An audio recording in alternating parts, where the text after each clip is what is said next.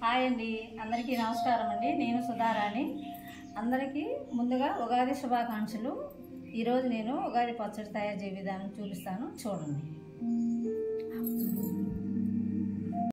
ఉగాది పచ్చడి తయారు చేసే విధానం. ఉగాది పచ్చడికి కావాల్సిన పదార్థాలు: బెల్లము, కొత్త చింతపండు, మామిడికాయ, రాక్ సాల్ట్, వేప పూత, మిరియాల పొడి లేకపోతే పచ్చిమిర్చి. వీటిని చిన్న చిన్న ముక్కలు కట్ చేసుకున్నాం. వీటిని కూడా పీల్ తీసుకొని చిన్న చిన్న ముక్కలు కట్ చేసుకొని ప్రిపరేషన్ చేసుకున్నాం.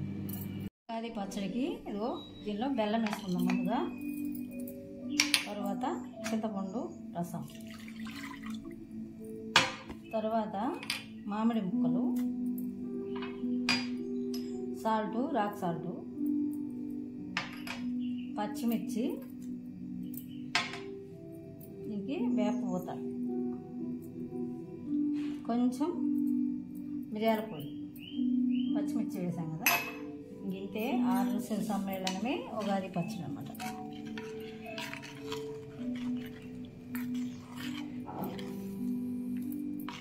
ఉగాది పచ్చడి రెడీ అయిపోయింది.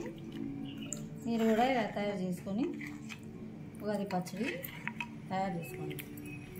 ఓకే, 6 రుచుల సమ్మేళనమే ఉగాది పచ్చడి.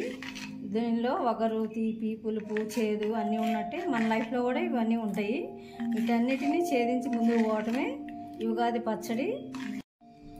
మా వీడియోస్ మీకు నచ్చితే లైక్ చేయండి, షేర్ చేయండి, సబ్స్క్రైబ్ చేసుకోండి. Thank you.